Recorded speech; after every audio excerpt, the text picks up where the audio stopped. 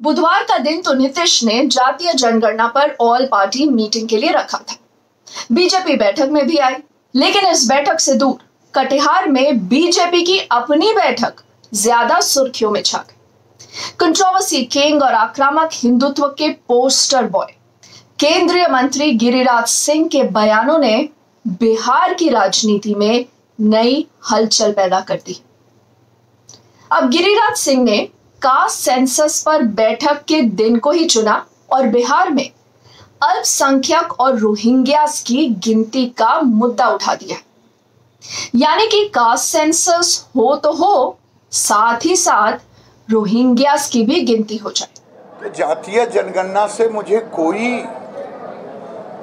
मैं उस जातीय जनगणना के साथ खड़ा हूं, लेकिन जातीय जनगणना में ये भी होना चाहिए मुसलमानों को भी जात के श्रेणी में लानी चाहिए,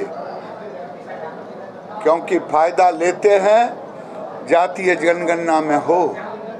जातीय जनगणना में 11 जिले को 1991 में राजेंद्र गुप्ता और जनार्दन यादव ने पिटीशन दिया था कि जो लोग विदेशी हैं उनके नाम को, और समय शायद मेरे ध्यान में आ रहा 3 से 4 लाख मतदाता सूची से नाम काटे गए थे। आज मैं कहता हूं उस पर भी जातीय जनगणना में उनको नहीं शामिल करना चाहिए।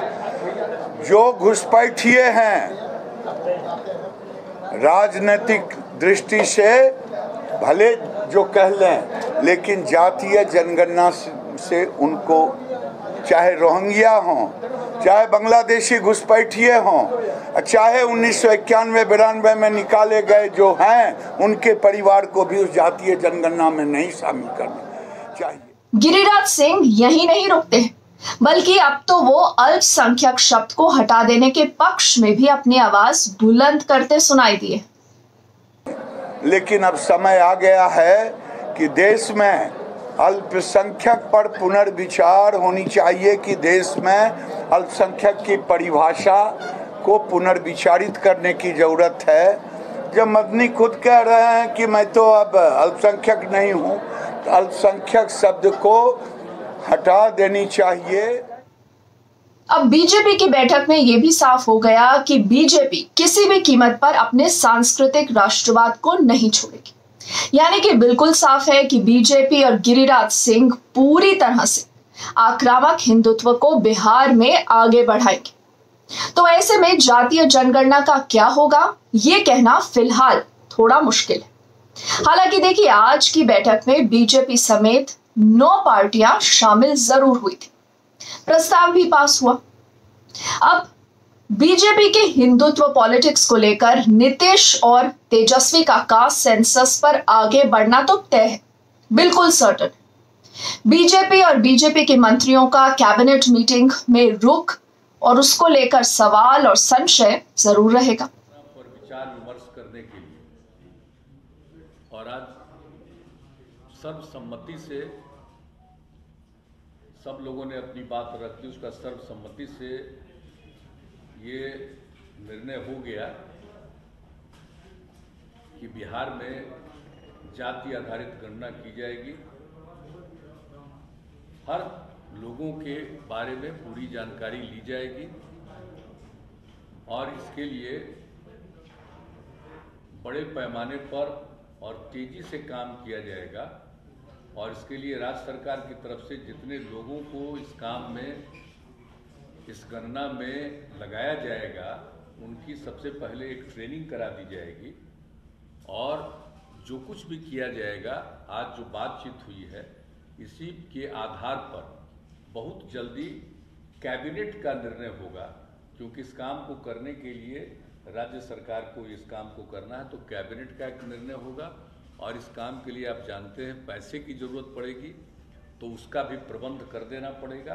तो ये सब काम भी बहुत जल्दी कैबिनेट के जरिए भी ये कर दिया जाएगा।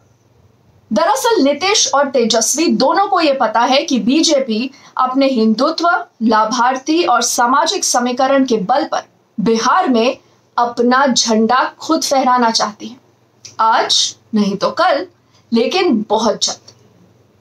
साथ ही साथ ये भी सकता है कि देखिए, इसलिए नीतीश और तेजस्वी दोनों ने मिलकर जातीय जनगणना को जमकर मुद्दा बनाया और इसी मुद्दे को वो लगातार आगे लेकर बढ़ भी रहे हैं। बीजेपी के कमंडल आक्रामक हिंदुत्व, सांस्कृतिक राष्ट्रवाद और गिरिराज सिंह जैसे हिंदुत्व पोस्टर बॉय के विकल्प या चुनौती के रूप में। अब मंडल पार्ट 2 की पॉलिटिक्स हो, वोट बैंक, साथ ही अस्तित्व बचाने का पूरा ब्लूप्रिंट, यानी कि एक रेडीमेड ऑप्शन तैयार कर बैठ जाओ और जब जैसा हो तब वैसे के लिए तैयार रहो। लेकिन कुल मिलाकर यह कहना गलत नहीं होगा कि बिहार में राजनीतिक पटाखे फटने तय हैं, यानी कि फायरवर्क्स जरूर होंगे, सब तैयार है। आज नहीं तो कल, मगर जल्द। हम इस पूरी खबर पर अपनी नजर बनाए रखेंगे। अगर आपने अभी तक मेरे YouTube चैनल को सब्सक्राइब नहीं किया है तो आपसे गुजारिश है कि न्यूज यू डोंट गेट को जरूर सब्सक्राइब करिएगा। कमेंट सेक्शन में मुझे अपनी राय भी जरूर बताइएगा। फिलहाल के लिए थैंक यू।